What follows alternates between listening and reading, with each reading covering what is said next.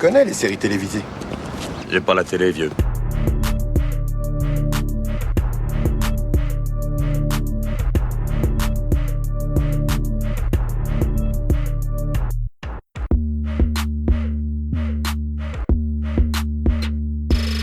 Salut à toutes, salut à tous, soyez les bienvenus dans la saison des séries, votre podcast consacré aux séries d'hier et d'aujourd'hui. Je m'appelle Junior, ravi de vous retrouver, j'espère sincèrement que vous allez bien. Un rappel habituel, si vous aimez cette émission et que vous souhaitez nous aider à la faire connaître un maximum de monde, n'hésitez pas à en parler autour de vous. Et n'hésitez pas à écrire un commentaire et 5 étoiles sur les plateformes Apple Podcast, iTunes ou Podcast Addict. D'ailleurs, il paraît que désormais c'est possible de le faire aussi sur Spotify, mais uniquement après l'écoute d'un épisode sur leur application. Ma complice du jour, vous aviez pu l'entendre en 2021 déjà dans l'épisode consacré à Home for Christmas. Il s'agit d'Hélène. Salut Hélène. Salut Junior. Tout va bien ? Tout va très bien. Bon, ça a été prête pour 2022, c'est ton tour, même si on est en février. Oui, enfin 2022, oui, ça commence assez mal quand même, mais bon. On espère que ça va s'arranger. Mais oui, on va tenir le coup grâce aux séries. Après For All Mankind, on a choisi de continuer d'évoquer ici une série vers laquelle on ne serait pas forcément allé, une série dont on parle beaucoup moins dans les médias. Ainsi, notre regard s'est penché sur la mini-série britannique Vigil, disponible sur arte.tv. Je vous propose un extrait de la bande-annonce et on en parle juste après. Comment vous sentez-vous en espace confiné ? Bienvenue sur le Vigile. Comment se nomme la victime ? Il s'agit du premier maître Greg Burke. Je crois qu'il a été empoisonné. Vous ne pouvez pas débarquer ici et transformer la salle de commande en scène de crime. Il avait des dossiers sur tout le monde. On peut pas risquer un scandale. Amy est toute seule dans un sous-marin et elle sait pas à qui elle a affaire. Vous pensez qu'un membre de l'équipage a l'intention de tout faire pour saboter le Vigile. Notre ennemi a neutralisé le système de dissuasion du Royaume-Uni.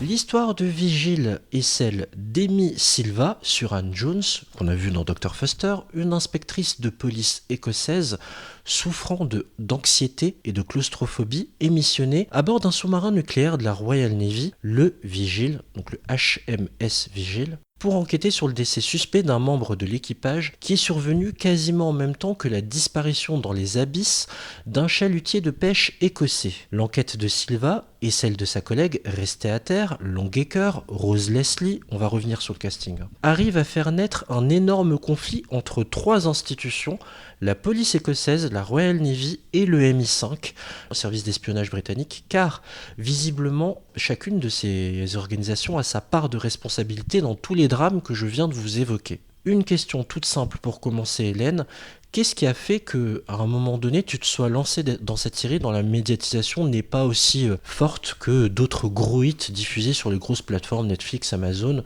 ou sur une chaîne de télé nationale ? Qu'est-ce qui a fait que tu es allé vers Vigil ? Alors moi déjà, je regarde régulièrement Arte les replays, puisqu'il y a quand même des trucs sympas. J'ai découvert de belles séries, comme Le Doute par exemple, qui était sur Arte.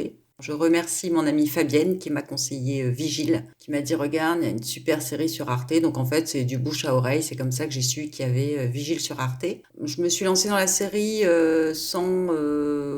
en connaissant l'histoire, un peu le synopsis, mais pas le casting. Et quand j'ai vu le casting dès les premières minutes, j'ai su que ça allait me plaire. On a perdu Hélène. Bon, on peut le citer, le casting en question. Oui, donc on a pas mal d'acteurs de mes séries préférées. Donc, comme tu l'as dit, Dr Foster, son nom c'est Suran Jones, qui joue le rôle principal, Amy Silva, qui jouait le Dr Foster, donc une femme bafouée et avec beaucoup de ressources et de ténacité. Donc, elle avait déjà un rôle hyper fort dans Dr Foster. Et là, on retrouve vraiment un rôle, mais superbe, on en parlera aussi après. Vraiment un rôle monstrueux avec une personnalité hallucinante. Et ensuite, sa collègue Rose Leslie, Kirsten, c'est Ygritte de Game of Thrones, donc elle n'a pas du tout les mêmes tenues que dans Game of Thrones, mais elle est mimi. Ça fait bizarre de l'avoir habillée en civil. Ouais, mais justement, j'ai trouvé que son rôle là lui correspondait mieux que celui qu'elle avait dans Game of Thrones, parce que là, elle était vraiment Bah, je sais pas, je trouvais que le rôle lui allait vachement bien, enfin il avait super bien choisi. On a aussi Stephen Dillane, donc qui joue Shaw, en fait, c'est un des commandants ou colonels de la Royal Navy, il me semble, et lui, C'est ça, c'est l'amiral. C'est vraiment le boss du boss. c'est ça, voilà, et lui, c'était Stannis Baratheon dans Game of Thrones. Alors, honnêtement, j'ai eu peur à un moment que tous ces personnages que je connais, et c'est pas fini, me perturbent pour je sais pas, me laisser m'imprégner par cette série et par les personnages, et en fait, pas du tout, parce qu'ils sont complètement différents physiquement. Donc, j'ai pas été gênée. J'ai quand même eu un moment où je ne voyais que, pendant les premiers épisodes, le premier et le deuxième, je voyais surtout Dr. Foster. Toute la coupe de cheveux n'est pas si loin, elle a les cheveux un peu plus courts dans Dr. Foster, mais tu vois, dans le style, même dans la façon de la filmer, j'avais du mal à imprimer qu'elle est devenue Amy Silva. Mais on y est arrivé à force, et on y croit d'ailleurs. Et il y avait aussi quand même notre ami Daniel Portman qui jouait Podrick Payne dans Game of Thrones. Hein. C'est un rôle super drôle dans Game of Thrones où il était plutôt comique. Enfin, comique. Enfin, c'était un personnage secondaire et là, il a un rôle mais complètement différent et qui lui va vachement bien aussi. Enfin, je trouvais que c'était... Enfin, la transition s'est faite super bien. J'ai pas eu de souci à l'accepter comme ça. Et tu me parlais aussi d'un acteur de Leftovers. Oui, l'acteur de Leftovers, c'est Patterson Joseph, qui joue Newsom, l'amiral du sous-marin. Et lui, il jouait le leader d'une secte dans Leftovers. Et franchement, quand je l'ai vu, ce regard, tu vois, il a vraiment un regard perçant. Il te regarde, ça te traverse, quoi. Et il a gardé un rôle comme ça, où un peu la même personnalité assez forte. Ouais. C'est pas pour rien que c'est le commandant du navire, hein. C'est vraiment lui le chef d'équipe.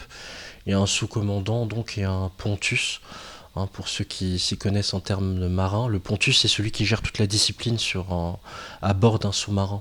Toutes les règles de discipline qui veillent à ce qu'elles soient respectées de A à Z. Et puis on peut rajouter aussi un acteur qu'on aime beaucoup, nous ici dans la saison des séries, c'est Connor Swindells, c'est Adlo dans Vigile, qui jouait le rôle Adam dans Sex Education. Vous savez, tu sais, celui qui a agressé Eric, le personnage noir, et qui a une très très belle évolution au fur et à mesure des saisons de Sex Education, notamment dans la 3e, qui est un super comédien. Ouais, mais il y a vraiment pas mal d'acteurs, en fait, d'autres séries, et j'ai trouvé que c'était bien intégré, comme il y a aussi la série Outlander, qui est une de mes séries préférées aussi, et là, il y a 2 acteurs d'Outlander. Il y a Gary Lewis, qui joue le commandant Robertson de police, et lui, il jouait Colum Mackenzie dans Outlander, et quand je l'ai vu, j'ai dit, mais c'est pas possible, tu vois, c'est même pas la même époque, parce que Outlander, c'est une série un peu comme Game of Thrones qui se passe, bon, ils ont pas du tout les mêmes tenues, qui se passe au XVIIIe siècle. Et là, mais c'était trop bien. Et il y avait aussi Lauren Lyle qui joue Jade dans Vigile. Et Lauren Lyle, elle jouait aussi Marsali dans Outlander. Donc j'avais 3 de mes séries favorites, voire 4, tu vois, résumées en une seule avec les mêmes personnages. Et j'ai eu peur que ça me gêne pour rentrer dans l'histoire, et pas du tout. Bah en effet, hein, le casting est très très fort et ils sont vraiment tous très bons. On va revenir là-dessus. Tu évoques Outlander. Pour les fans d'Outlander qui nous écoutent, vous serez ravis dans les mois à venir. Je ne peux pas en dire plus. Ce sera en lien avec notre 2e anniversaire, parce qu'en avril prochain, on fêtera nos 2 ans. On vous réserve quelques surprises là-dessus, mais on n'en dit pas plus. Entre autres, et pas que cette série, il y en aura une autre aussi. Elliot Glover, Pontus. Du thé? Commandante Amy Silva. Où est Craig Burke? Non, merci. Il est dans le tube. Le quoi? Il va falloir que j'examine le corps. Ouais, d'accord. Suivez-moi. Il y a un médecin sur le navire? Vous voudriez rapporter ça pour moi? Merci. Ça reste un bateau. Un sous-marin n'est rien d'autre qu'un bateau. Et oui, nous avons un médecin sous-marinier, le lieutenant Docherty. Peut-il venir m'assister, s'il vous plaît? Notre médecin est une femme. Nous avons 8 femmes pour 140 hommes à bord. Vous allez faire gonfler les statistiques, pardon. C'est quoi le tube? C'est là où on conserve les torpilles. Ah, est-ce que ça va? Ouais, si vous n'êtes pas couverte de bleu la première semaine, c'est que vous n'allez pas assez vite. C'est grand comment ici? Ça fait environ 2 terrains de football en longueur et c'est aussi haut que 4 bus à Impérial. Alors il va me falloir un plan. Attendez, donnez votre sac. Je m'en charge. Merci. Aucun problème. Mais mon regard sur la série, il est de dire que c'est une bonne série et que vous devez y aller et ne pas hésiter. Elle est disponible gratuitement encore jusqu'au 18 février. Donc je la recommande chaudement, mais je dois avouer que je ne serais pas aussi enthousiaste qu'Hélène parce que, comment dire, J'ai enquillé des séries dont la narration était assez lente. The Undoing, vous avez pu m'entendre dessus, ou For All Mankind. Et du coup, les épisodes de 60 minutes, je commence à un peu saturer, malheureusement. Je trouve qu'il y a quelques ventres mous, quelques moments qu'on aurait pu évincer, et qui aurait pu libérer l'épisode de minutes que je trouve assez pesantes et pas toujours très pertinentes quand on rentre dans ce truc de montrer à quel point chaque organisation défend son bout de gras, à quel point chacun ne veut rien lâcher. Parfois c'est long. Et les moments d'accélération, ils arrivent surtout dans le dernier quart d'heure. Et puis, je suis un enfant, moi, des années 2000. J'ai grandi avec beaucoup de séries en mode thriller, comme 24 heures chrono, comme Alias, où ça va assez vite. En 42 minutes, c'est bouclé, avec un gros cliffhanger à la fin de chaque épisode.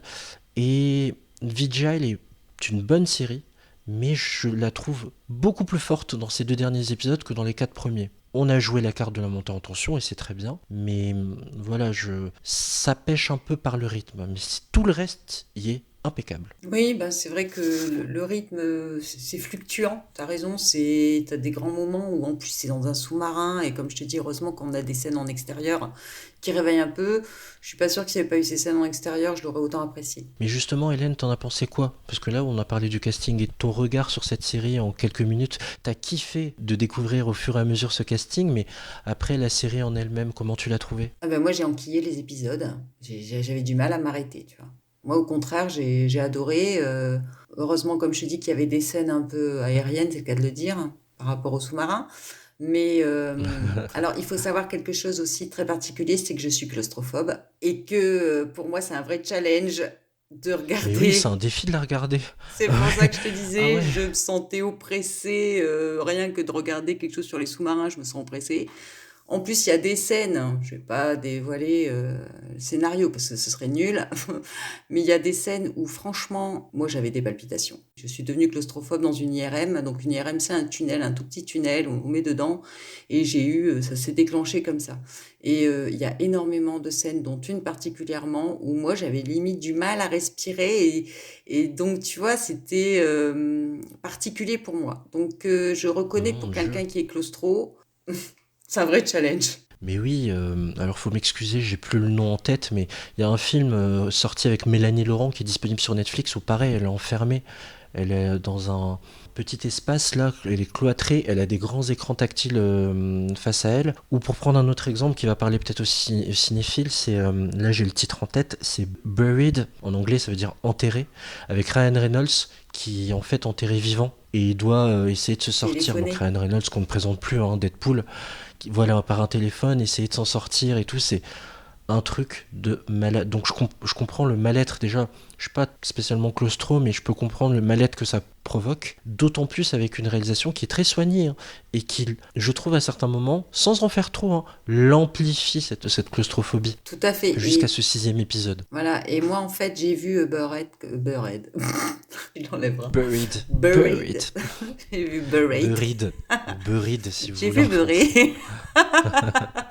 J'ai vu Buried et en fait j'ai eu beaucoup de mal. Donc je n'ai pas du tout été attirée par le film dont tu parles avec Mélanie Laurent qui a eu une sacrée pub quand même, mais moi c'était pas possible que je regarde ça. Déjà celui avec on va l'appeler Deadpool, c'est pas Deadpool. Ryan Reynolds, voilà. J'ai eu beaucoup de mal parce que moi de toute façon toutes les scènes où les gens sont enfermés ou même dans les séries où tu sais les méchants ils mettent quelqu'un dans un coffre pour l'emmener quelque part, et ben moi ça me stresse déjà. Donc le coup du sous-marin, déjà je sais pas comment, moi j'aurais regrimpé à la corde directe pour remonter dans l'hélicoptère, je pense qu'ils auraient jamais réussi à me descendre dans le truc.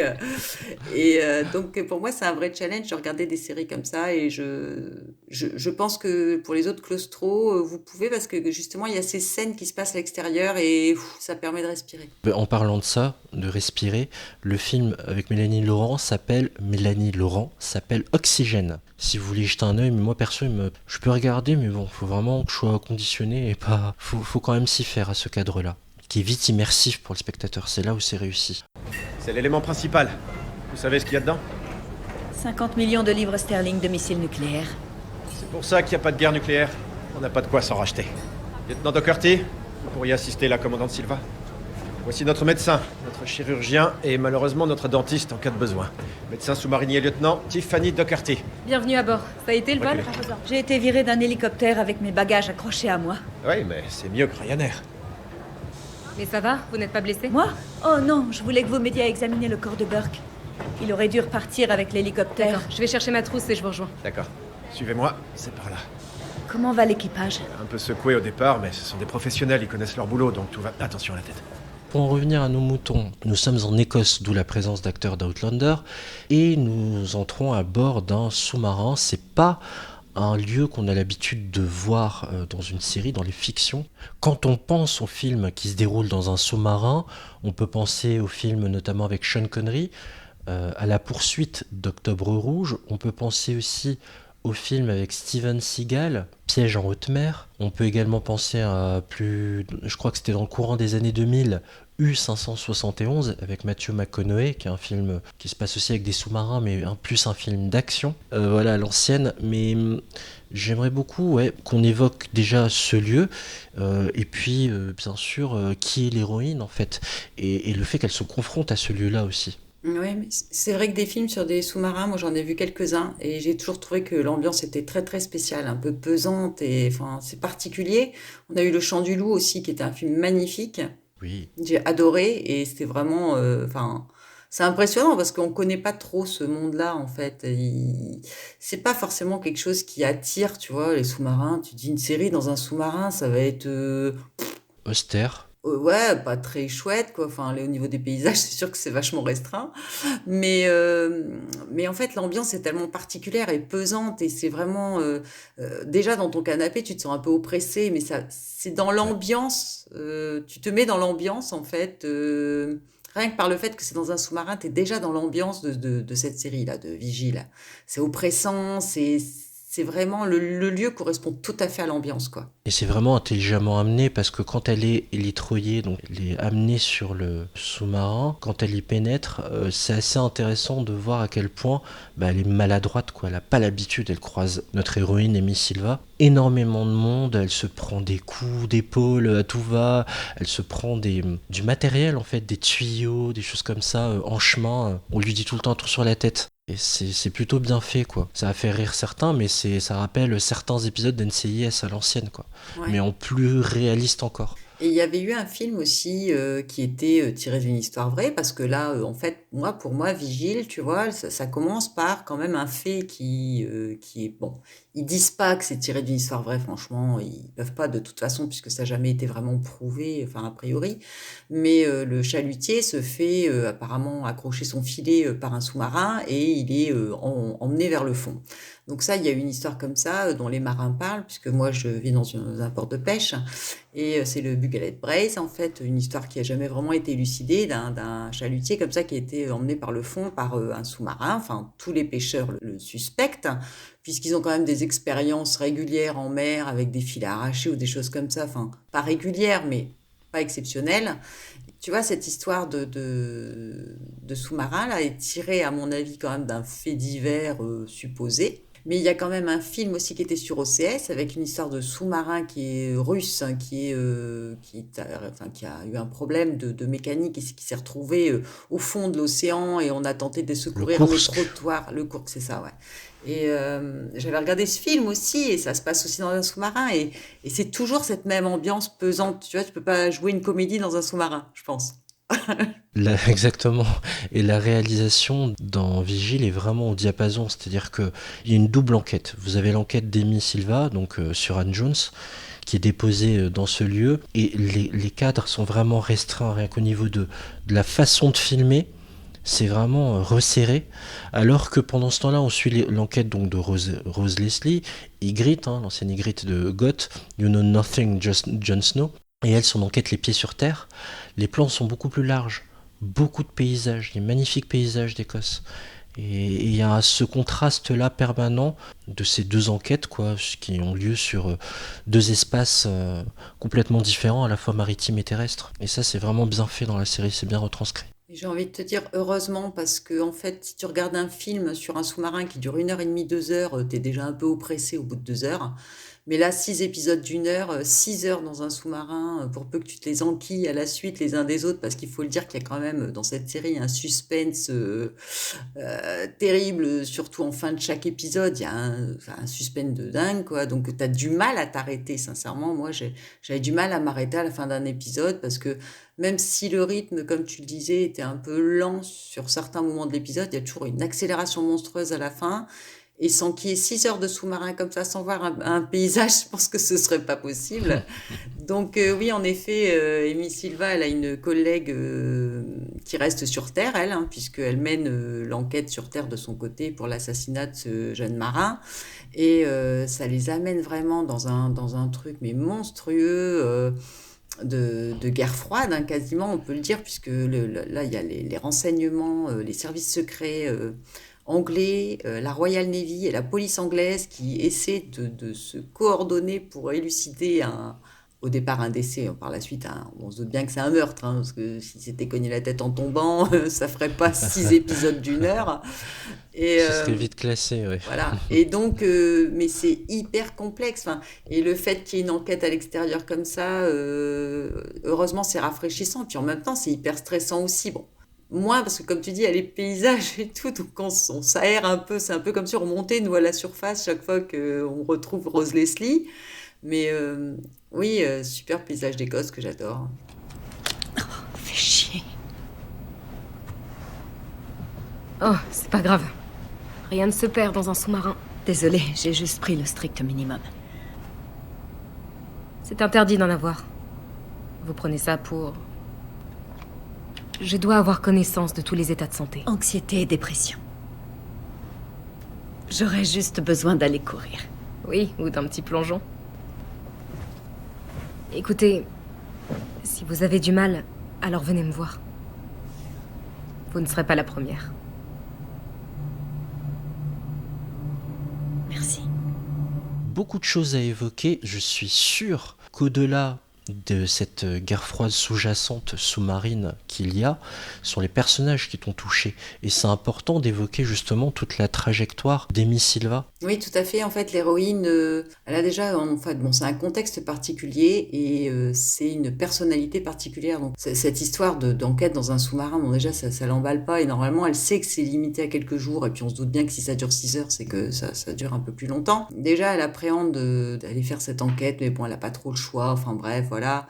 Elle est elle-même on découvre avec des flashbacks. Donc, moi, j'ai bien aimé le principe du flashback parce que justement, on sent qu'il se passe quelque chose chez elle. On découvre au fur et à mesure, donc elle est dans un contexte on pense à un deuil au départ et on voit un peu avec les flashbacks ce qui s'est réellement passé, on voit que c'est quelqu'un qui est sous anxiolytique, qui a dû subir un stress, quelque chose, assez rapidement on se rend compte qu'elle vient de vivre quelque chose d'effroyable et on voit que c'est la nana qui est à fond dans sa vie professionnelle, qui fonce, tu vois, c'est un peu une warrior complètement inarrêtable et elle fonce dans cette enquête pour échapper à ses démons. Bon, le coup du sous-marin, je pense qu'elle aurait préféré quelque chose de plus classique, mais finalement, elle s'est retrouvée face à elle-même dans ce sous-marin. Elle souffre d'anxiété et de dépression, d'un syndrome post-traumatique, et c'est un peu un côté à la Homeland, c'est-à-dire qu'elle va pas être accueillie à bras ouverts, clairement. Tout le monde va lui tomber dessus, lui mettre des bâtons dans les roues, la pauvre, et il faut quand même faire le boulot, procéder à cette enquête de la façon la plus professionnelle possible, sans se laisser bouffer par les démons et sans les laisser être perçus par les autres. Et c'est assez spécial parce que, un peu comme dans Homeland, comme Carrie Matheson, oui, on se demande si vraiment elle a toute sa tête pour pouvoir trouver et coincer le tueur. Oui, puis elle est en lutte permanente avec les autres parce que les sous-marins, la Navy, comme ça, la Royal Navy, c'est un monde hyper fermé. On le retrouve d'ailleurs à l'extérieur pour l'enquête de Rose Leslie, de la collègue d'Amy. On se rend compte que c'est hyper hermétique, mais l'ambiance entre la Navy, entre les renseignements, les services secrets anglais et la police, mais c'est aussi hermétique que le sous-marin. Donc si tu veux, j'ai l'impression il y avait comme une transposition concrète pour Amy qui était coincée dans le sous-marin à lutter contre les autres et contre elle-même en même temps parce que elle avait un combat intérieur à mener aussi et puis c'était pas facile pour elle et tout le monde la voyait un peu comme une étrangère qu'il fallait vite expulser aurait expédié dans son monde. Et à l'extérieur, il y avait aussi un combat comme ça, mais en fait beaucoup plus subtil finalement. Mais le même, enfin pour Rose Leslie qui jouait donc son personnage, c'était, je ne me rappelle plus son prénom. Longacre, Ouais, on le dit c'était pas son souvent nom de son prénom. famille, Kirsten, pardon, c'est ça. Et la pauvre, elle est aussi face aussi à plein de blocages. En fait, on leur met des bâtons dans les roues à toutes les deux. Mais moi, j'ai trouvé qu'elles formaient, je sais pas ce que t'en penses, vraiment un duo de choc parce que elles ont été vraiment déjà bien choisies les actrices, je trouve, et Oui. deux profils complètement différents et puis finalement super complémentaires et en symbiose. Enfin, il y a vraiment une complicité entre les deux personnages. C'était chouette, quoi, vraiment. Je suis totalement d'accord, il y a une belle alchimie entre les deux, même à distance. Et d'ailleurs, on apprend qu'il y a un gros passif entre elles, hein, dans leur relation professionnelle, mais aussi dans leur relation personnelle. C'est extrêmement bien fait. Ouais, cette complémentarité à distance, le fait de passer par des messages masqués aussi, tu sais, de s'appuyer sur des éléments où seules elles deux peuvent s'y retrouver. J'ai trouvé ça assez touchant. Oui, parce qu'on se rend compte qu'en fait, dans cette série, elles peuvent compter que l'une sur l'autre et à distance et sans pouvoir communiquer. Et sinon, elles sont complètement isolées, chacune dans leur coin, à devoir composer avec l'une les instances et les autorités et l'autre avec aussi l'autorité dans le sous-marin. Et c'est hyper hiérarchisé. Et dans le sous-marin, tout le monde est suspect. Elle se rend compte assez vite qu'elle est dans un nid de crabe. C'est le cas de le dire, dans un sous-marin, et qu'elle ne peut compter que sur elle-même, et elle ne sait plus à qui se fier, elle est vraiment seule, isolée, et à je ne sais pas combien de mètres sous l'eau, quoi. Mais oui, et rappelons qu'il n'y a que 8 femmes pour genre plus de 130, 140 hommes, 8 femmes. Donc en plus, dans un monde d'hommes, faut s'imposer, quoi. Et pour compléter ce que tu disais pour la relation avec, parallèlement à Kirsten aussi, ce que j'aime beaucoup dans les personnages, dans chacune d'entre elles, c'est qu'il y a un putain de jusqu'au boutisme. C'est j'en ai rien à battre, j'irai jusqu'au bout de ce que j'ai à faire. Pourtant, il y a des morts en chemin. On sait ce qu'on a à faire comme on est flic. Et j'aime beaucoup ça, ce dévouement total pour vraiment dénouer toutes ces affaires, tout ce qui est enfoui tout sous le tapis. Parce que c'est intéressant en début d'enquête, j'ai beaucoup aimé ça. Le travail de recherche de Kirsten qui s'enclenche et le fait qu'en fait, non, la Navy veut absolument se protéger, il ne faut pas qu'il y ait d'éclaboussures et que ça finisse dans les médias. Et ça, j'ai trouvé ça assez pertinent, de toujours ce souci de communication, déjà de préserver l'agence et de communiquer, quoi, de maîtriser sa com, il faut que rien ne fuite. Oui, parce qu'à un moment donné, elles marchent sur des œufs, quoi, toutes les deux. Et c'est vraiment hyper compliqué. Pour y arriver, il faut qu'elles soient subtiles et en même temps, elles ont un temps limité. Enfin, il se passe plein de trucs qui font que ça accélère les choses et qu'elles sont obligées d'avancer. Enfin, elles sont sur un fil au-dessus du vide. Et c'est ça qui est, comme tu dis, hyper sympa, c'est qu'elles sont obstinées toutes les deux et qu'elles y arrivent et malgré tout, quoi, malgré les risques, etc. Parce que ça bouge quand même pas mal, même si le rythme est parfois lent, il se passe quand même des choses. Tu dis non, c'est pas possible. Et si, ça arrive, quoi. Et bon, on a quand même une série là qui parle quand même d'espionnage, de dissuasion nucléaire, de sous-marins invisibles qui assurent la sécurité d'un État. Donc en plus, c'est hyper tendu.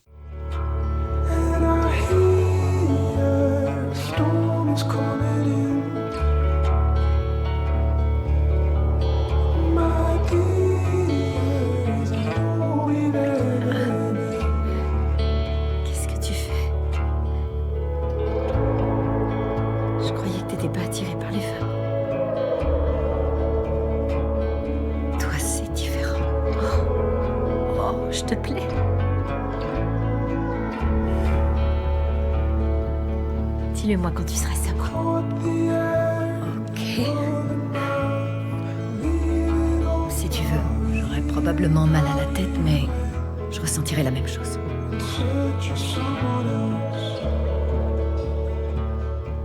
Tu aimais bien toute cette partie-là, c'est cette partie que moi j'appréciais moins pour le coup, tout ce qui était plus bureaucratique, justement avec le personnage de Stephen Dillane. Est-ce que ces parties-là aussi te gardaient en haleine ou est-ce que franchement t'attendais plus l'enquête de Kirsten et d'Amy ? En fait, je me rendais bien compte que c'était des bâtons dans les roues, comme il y en a dans tous les polars, où il y a toujours quelqu'un qui embête le monde, et on pense qu'ils vont trouver le coupable tout de suite, et puis en fait, il y a quelqu'un qui arrive et qui les empêche. Enfin, tu vois, ce truc, c'est un peu classique. Donc bon, c'est sûr que pour tenir 6 épisodes, fallait forcément qu'il y ait des déblocages. Donc je les ai subis comme à chaque polar, parce que à chaque fois ça m'énerve, mais bon, un peu classique quand même, quoi. C'était pas. Et je trouvais ça intéressant justement de voir que même entre eux, ils se tirent dans les pattes et ils se cachent des trucs, et enfin, on dirait une famille, tu sais, où il y a toujours quelqu'un qui, voilà, qui bloque un peu, et finalement l'autre bloque, et un peu comme un jeu de domino, quoi. T'en pousses un et ça pousse l'autre. Enfin, non, je trouvais ça intelligent au contraire. C'est intéressant ce que tu dis, hein. La série, quand même, et c'est ça qui fait que je ne suis pas dans l'adoration. J'aime bien, mais je suis pas dans l'adoration.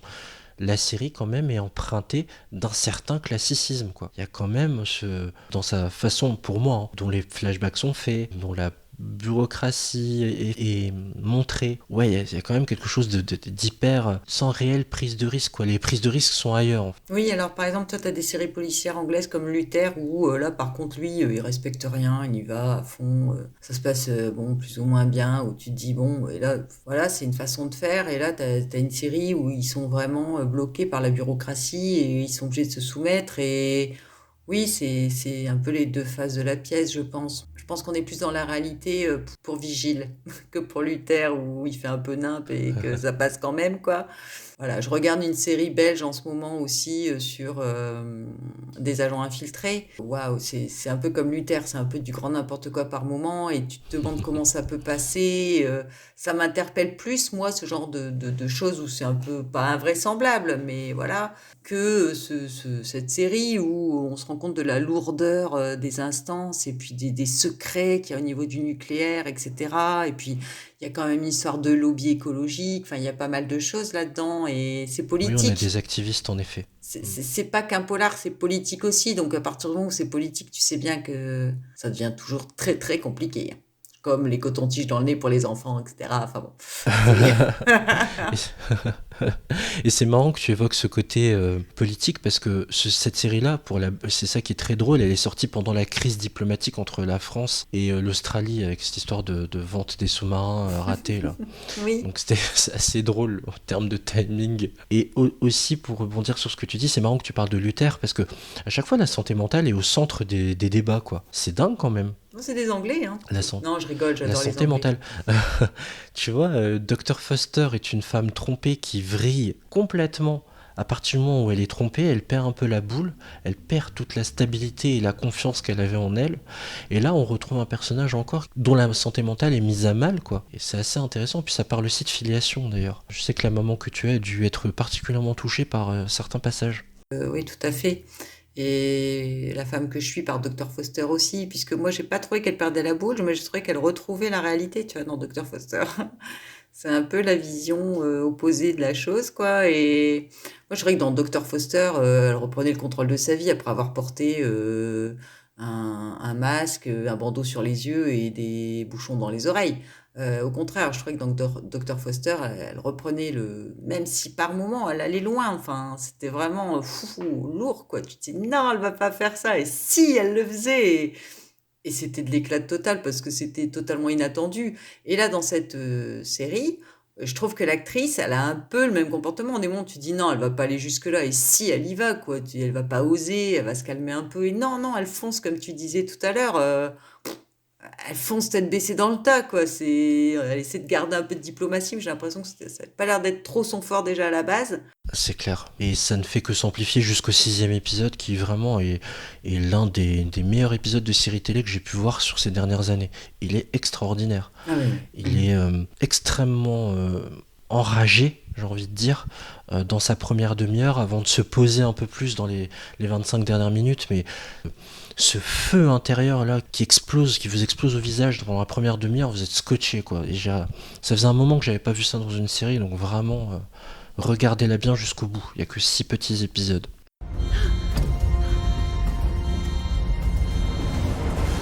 Barre avant à descendre, barre arrière à descendre, en avant toutes. Nouveau contact, pétrolier, signant au sonar du 030035.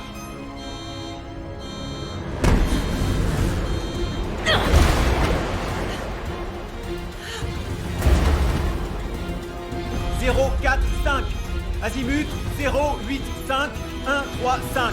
On n'est pas assez profond, commandant. Si tu veux regarder un épisode de série où c'est enragé du début jusqu'à la fin, tu regardes la bataille des bâtards dans Game of Thrones, et là je peux te dire que t'as pas une minute de répit, t'as, on va dire 5 minutes de repos au départ, et ça commence et ça n'arrête pas. Et donc non, moi ça va, tu vois, j'ai bien supporté cet épisode, je sais pas, enfin, il était super, hein, vraiment, mais t'as quand même des pauses, quoi, c'est pas... Oui, Mais après ça devient extrêmement plat, ouais. Puis bon, moi, il y a quand même un truc qui m'a interpellée. C'est qu'elle était pas perdue, quoi. Au bout de 3 jours, elle se repérait dans les couloirs. Et puis, enfin, j'ai dit, non, mais attends. Mytho. Coucou les raccourcis. Ouais, elle connaissait le truc comme sa poche, quoi. C'était pas possible. Je sais bien que c'est pas grand, mais enfin... Facilité scénaristique. Oui, un peu, ouais. Donc ça peut choquer quand même. Il en faut bien. C'est vrai qu'elle se cogne juste le temps d'un épisode et après c'est vite parti. Bon, après on dirait qu'elle a fait ça toute sa vie, quoi. Bon voilà, la série s'appelle Vigile et elle est disponible sur arte.tv jusque le 18 février prochain. Donc vous avez encore 2 semaines devant vous pour profiter de cette série qui se mate très vite, de cette mini-série. Donc pour rappel, c'est une série qui a un début, un milieu et une fin en une saison. C'est tout. On vous laisse vous faire votre propre opinion. La saison des séries, c'est déjà fini. Merci beaucoup Hélène d'avoir été avec moi pour ce nouvel épisode. Merci Junior. Pour écouter ou réécouter nos anciens épisodes de la saison des séries ou d'un pilote presque parfait, vous pouvez nous retrouver sur toutes vos applis streaming préférées.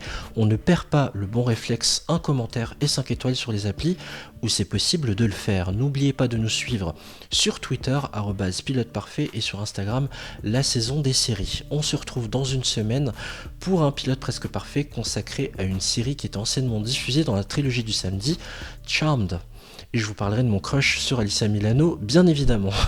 Je vous propose de nous quitter en musique avec un extrait du générique de la série Vigile, interprété par la chanteuse danoise Agnès Obel, le titre Fuel to Fire. Merci à vous de nous avoir suivis, je vous souhaite plein de bons épisodes et je vous dis à très bientôt. Ciao.